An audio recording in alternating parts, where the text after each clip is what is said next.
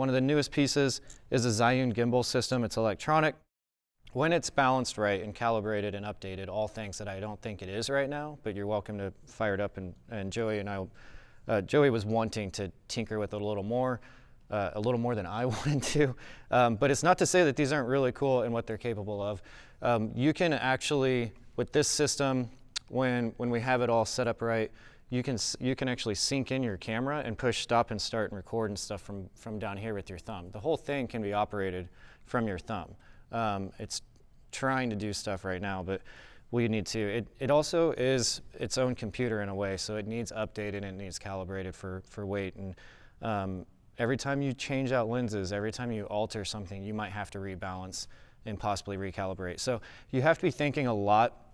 This project will require you to do a lot more planning and a lot more rehearsing and executing. And you'll see as some of these pieces make the coolest shots, you might have to practice that shot just like your actor needs to go through their lines. So the Zhiyun gimbal, DJI makes a bunch of these. It's really been good to us over the years, but it's also been a big enough of a problem that I didn't really want to keep investing into those. But I see a lot of students using those professionally, a lot of one-man bands, real estate, wedding, things like that. Love these. We use them on a lot of commercial work when we can't get a big shoulder mount tripod and stuff into the set.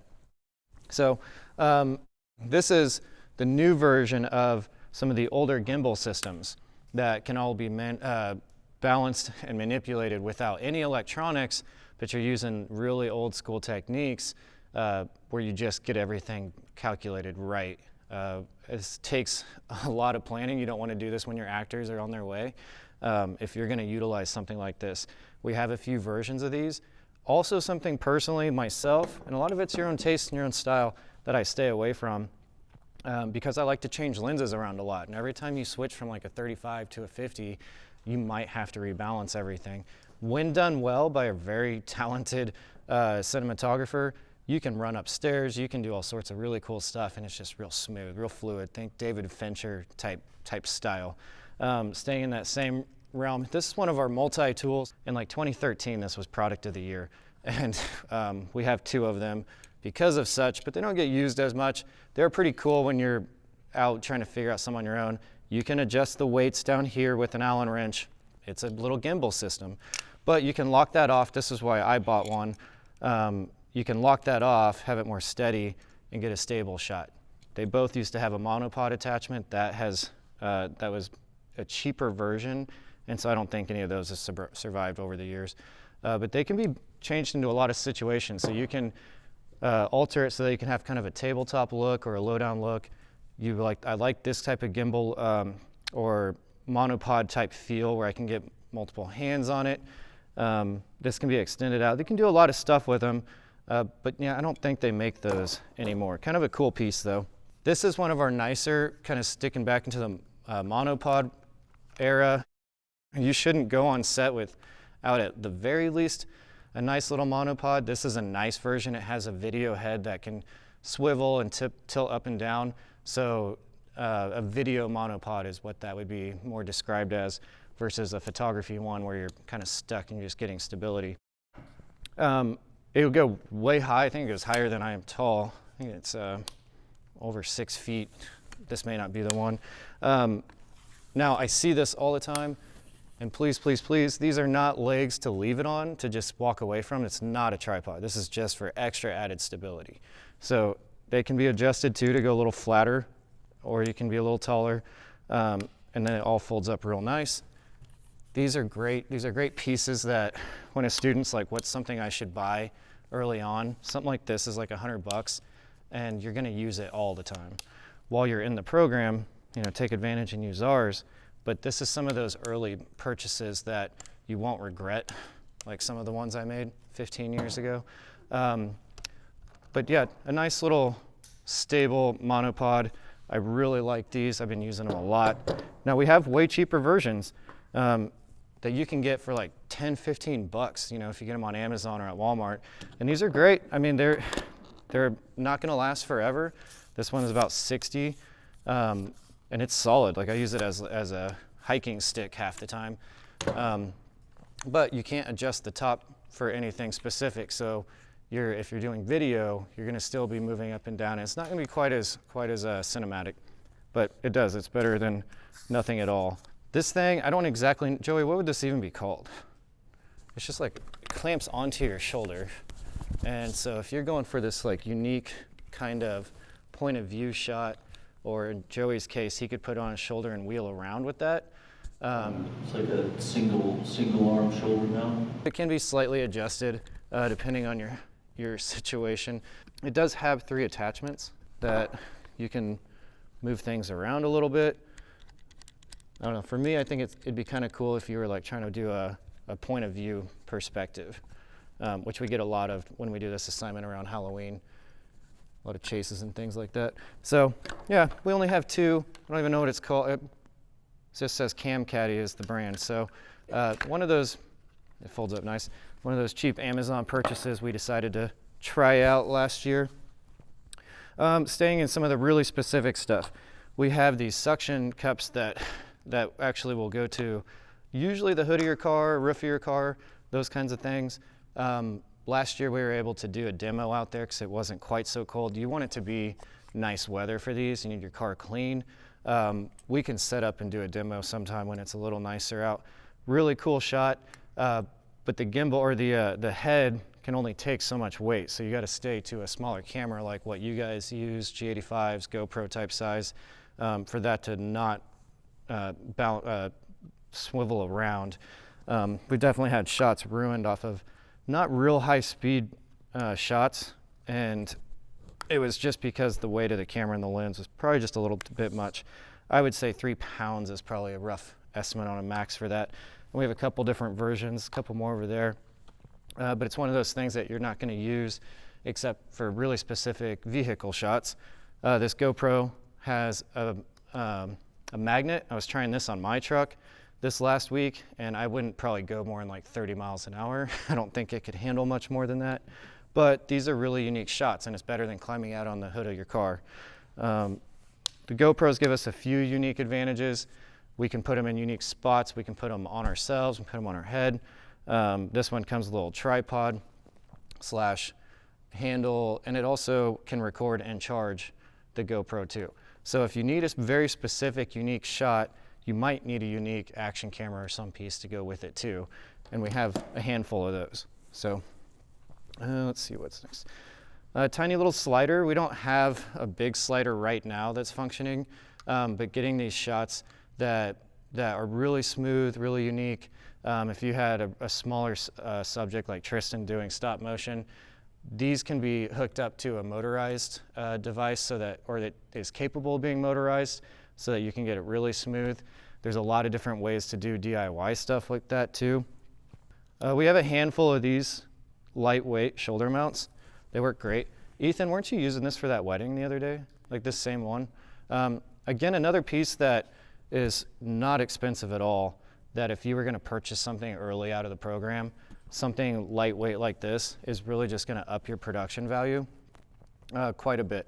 And so I know people who probably shoot more on a shoulder mount than they do on a tripod or handheld or anything. Like that's kind of what they're known for, is that rig out system. And depending on how good a shape you're in, you can really weigh these down into some bigger ones where they start to get up into like the 50-pound range. And you're probably getting paid pretty good if you're running a camera that large. So we have those in very small versions all the way up to heavier for like our RED camera to support weight like this. And so kind of pivoting real quick with that, these handles, you can get various handles. I have one, dang it, I forgot it, I left it in my office. I have one that goes on my DSLR on the other side, so it goes in the tripod mount. That gives me the ability to put 2 hands on. Some of these cinema cameras come with various handles. I love the C100, has this top handle. And in this case, not only is it something that I can get unique shots with, but it also has XLR ports, so I can run audio and stuff like that through there. They also stop and start recording, things like that. I think that's everything on the table for the most part. Am I missing anything, Joey? Just remember that whenever you hear about somebody using handheld or you see handheld in a film, it is typically not like literally like holding the camera like this. It's probably it's almost always going to be on some sort of like stability assist shoulder mount device, or something. yeah, shoulder mount or counterweight, steady cam, all that, yeah. So real basic, everyone's played with the tripod. I just want to pull out one of the ones we have like 20 of. Everyone should at least have a tripod on this project to get your shots, if nothing else. So it can easily do our tilt. I can loosen it somewhere. They're all a little different. You just got to play with them. I can get my pan shots. So right there, I can go up, down, left, right. I have 4 different shots. Then you have your static, just straight on. One of the main things I've been doing for the last few years, especially as I get more frustrated with gimbals, is I go back to these really old tripod dolly systems where you just stick them into the wheels, and we have versions that fold up. This one barely fits in the back of my truck, so it's more of a studio one. That can be for way heavier rigs. So it's kind of a random setup of a really light tripod and a really heavy dolly system. But you can get these ones that can fold up and go into a bag or just the trunk of your car. I really like that. If you have to know your ground, so that's where the location scouting comes important. This concrete floor is perfect. Parking lot, it would look terrible unless you're wanting it to look really shaky and rigidy. That's again, it kind of depends on what you're going for. One of my favorites as far as the footage goes, probably one of the systems I get the most frustrated with. It's a very small version of a jib arm, and I can adjust. So if I take my hand, get it on the handle of the tripod, I can tilt it up and down. I can get some panning shots. The rising shots and things like that are so cool out of this system. But you always run into, like right now, the wire needs tightened up a little bit. So if you were to check this out, we'd want to go through some of the stuff first. I think the whole thing probably just needs a little tightened up and updated here. But it gets really unique shots. And so you can get about 8 feet high with this when you set it up correctly. If you're trying to get something unique. And it's one of the first things we talked about. We're about to do a new tour video of all of campus. And one of their first questions is, can we fly the drones through buildings? I would much rather we're looking at a 14-foot version of this so that we can get a better shot and put a better camera on there too. Because we can put better rigs. With a rig like this, you can put a way better camera than a lot of your drone cameras. So the jib arm, a lot of fun. It's a bit of a mess if you got to practice with it. You don't want to just jump onto it and try to just start nailing your shots. These are the kind of things where you want to think this stuff through before your actors ever get on set. The koala dolly, obviously a 2-person system, unless you set like a little tripod on there and get some sort of a shot. I recommend the operator have one of the monopods or some sort of a system on there to help balance that. Otherwise, you have a nice steady movement in and out or side to side, but you're still going to get a shaky shot. It does not push nearly as well as it pulls because of the way that the wheels turn in the back, or I guess the front. So most of us practice. Go ahead, Joey. So I was saying, it's meant to be pulled. Yeah. It's also something that can be used, say if you are doing like a longer track shot and your camera operator is going to be like walking like for part of the shot. And then needs to sit down and have a little bit more speed, right? Like down a hallway or something like that. So you'll sometimes see sort of like a hybrid, usage here, and that's why it's very important, like Bobby was saying, to have a monopod or some other type of stability device because obviously you'll need it for the first part of that, and you're going to be sitting down, and while that movement is smooth, right? Like if we're holding the camera, and it's shaking a bunch. It doesn't matter how smooth the wheels are. So yes. Yeah. The other thing is your terrain on this too. Even though the wheels are bigger, we've tried it in like grass and stuff, and it just does not work well there. We have, but on carpet, the students shot a horror film in Stringer Fine Arts a few years ago, and the carpet in Stringer Fine Arts was great for this. So like they were running all through the hallways, and the concrete for sure.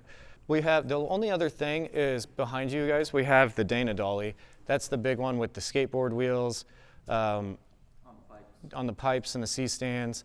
So that's the last piece. Last year we were able to take it outside. I think it's kind of cold to mess with all that right now. But we'll get that fired up too so you can see how you can get some nice shots. It's a really cool system, but again, all of these have their limitations too to some extent, whether it's the Qualidolly with surfaces. That one has the C-stands in the way for a lot of the shots. You have to really plot out how you're going to block out your scene. But yeah, I think this is, if you don't have any questions, let's go ahead and jump into grabbing some stuff and playing with it so we can get hands-on.